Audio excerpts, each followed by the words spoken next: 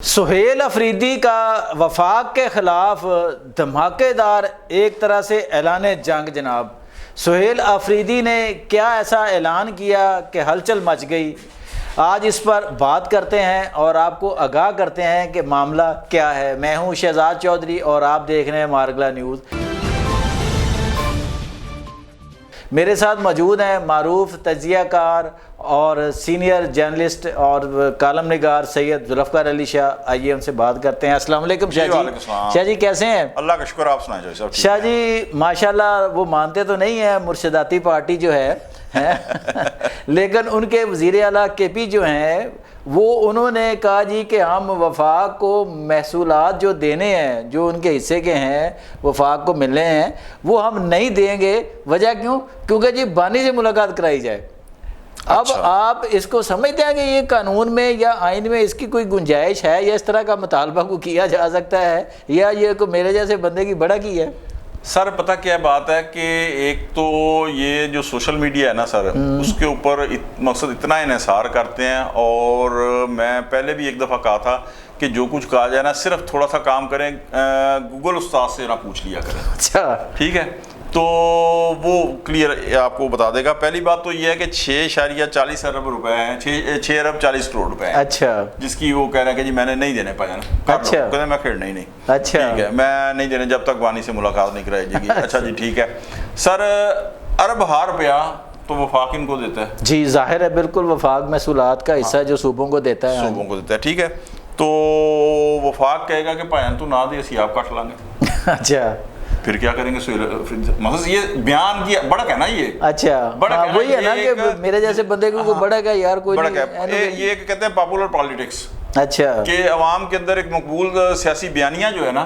وہ بنانا کہ میں پایا نہیں کرتا، میں وفاق میں للکارتا۔ اب سر جی پھر وہی گل ہوئی نا، پھر جھوٹا ہی بیانیہ ہویا ہے نا پھر کہ وہ جھوٹ دے کہندے نا پر نہیں تے وہ اڈی جاندا، پر وہ اڈی جاندا، انہاں دا اڈی جاندا ہے۔ ہاں ٹھیک ہے، اب اس کے ساتھ انہوں نے ایک چیز کیا کہی ہے، یہ جو میں نے کہا نا کہ وفاق اپنے جو ان کو صوبوں کو دیتا ہے اسے کاٹ لے گا خود۔ ٹھیک ہے، اب انہوں نے ساتھ یہ بیان دیا ہے کہ بھائیان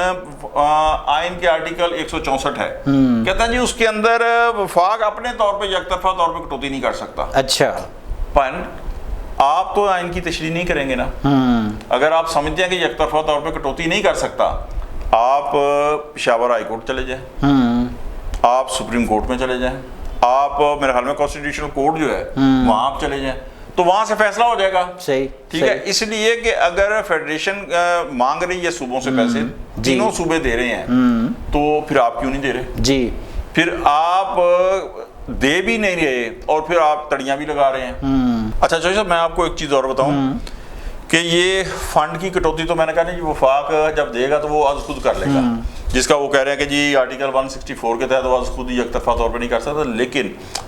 پانا تھوڑا جا ریلیف ملنے کے چانسز ہیں ان کو۔ اچھا شاہ جی، ریلیف کی بات سے پہلے نا میں ایک سوال کرنا چاہتا ہوں آپ سے۔ جی جی سر، یہ جو انہوں نے کہا جی کہ بڑک لگائی ہے یا دھمکی دی ہے یا کچھ بھی سمجھ لیں کہ جی ہم وہ پیسے نہیں دیں گے جب تک آپ بانی سے ملاقات کرائیں گے، کیا آئین یا قانون میں اس طرح کی کوئی گنجائش ہوتی ہے کہ اگر یہ دھمکی لگا سکتے ہیں، کل کو میں بھی دھمکی لگا سکتا ہوں کہ یار میں بجلی دے بل نہیں جمع کراندا، میں فلاں ٹیکس نہیں جمع کراندا، میری بھی فلاں بندے نہ ملاقات کراؤ، یہ کرو وہ کرو؟ یہ مجھے اس چیز کی سمجھ نہیں آئی ذرا تھوڑا سا۔ چوہی صاحب بات یہ آ جاتی ہے کہ آپ ایک وہ دور یاد کریں جب علی امین گنڈا پور کو ہٹایا گیا تھا اور سہیل افریدی صاحب کو لایا گیا تھا، جی کیونکہ بات یہ آ جاتی تھی کہ جی علی امین گنڈا پور جو ہے وہ ڈی چوک نہیں پہنچ پائے، وہ ناکام ہو گئے ہیں بانی کی رہائی کے لیے۔ جی اچھا یہ بھی آپ ایک چیز یاد رکھیں کہ علی امین گنڈا پور جب لانگ مارچ کر گئے، انہوں نے 2 اٹیمپٹ کیے تھے، تو وہ کس کے لیے تھے؟ بانی کی رہائی کے لیے۔ اور اب بات کہاں تک پہنچ چکی ہے کہ اب وہ سہیل افریدی صاحب خود ان کا اسٹیٹمنٹ ہے کہ جناب ہم جو 27 ستمبر کو لانگ مارچ کریں گے اس کا مقصد بانی دی رہائی نہیں پائے جانا، بانی تک رسائی ہے، یعنی کہ گل لگے ہو بات کیجئے۔ جی تو اب وہ آپ جو کہہ رہے ہیں نا کہ بھائیان یہ تو سر یہ ساری یہ آپ نے کہا نا کہ میں بھی یہ تڑی، تو اب ان کی جو مقصد ان کی جو اپنی پوزیشن ہے پارٹی ورکر کے آگے، تو وہ تو ظاہر ہے کہ وہ اب فیس نہیں کر پا رہے نا کہ بھائیان اتنا عرصہ ہو گیا علی امین گنڈا پور گیا ہے، ہم نے آپ کو لایا تھا، بانی نے آپ لوگ کو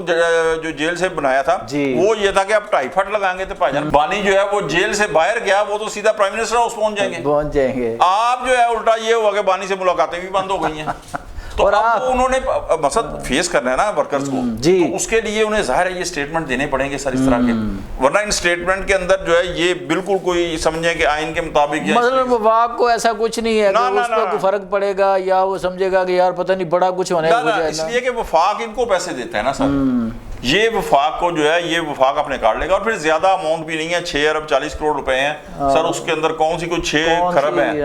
اچھا شاہ جی، تو آپ چلتے ہیں وہ جو آپ نے ریلیف کا چھوڑ دیا ہے، یہ کوئی صحیح میں نے شوشہ چھوڑ رہے ہیں کہ نہیں سر، میں آپ کو بتاؤں نا کہ جب سے وہ قبلہ اپنے محسن نقوی صاحب نے بیان دیا نا، تو اس وقت سے بہت سارے قسم کے اقسام کے چورن جو ہے نا وہ مارکیٹ میں بک رہے ہیں۔ اچھا، ان میں سے ایک یہ بھی ہے کہ ریلیف جو ہے ان کو مقصد جو دیا جانا ہے نا وہ یوں رکھا جانا ہے، اچھا ایئر ریلیف جی۔ اچھا اب کیا ہے، اب یہ ہے کہ چونکہ پاکستان پیپلز پارٹی جو ہے وہ مقصد ڈیٹ پارٹی ہے، سخت جسے چمڑی کہتے ہیں نا وہ ہے، اچھا وہ جس بنیاد پہ 28ویں ترمیم کرنا چاہ رہے ہیں نا، اس کے اندر جو صوبوں کا قیام ہے وہ کسی طور نہیں مان رہی، کیونکہ یہ بات حقیقت ہے چوہی صاحب، آپ اگر سندھ کا دورہ کریں نا تو ان کی آپ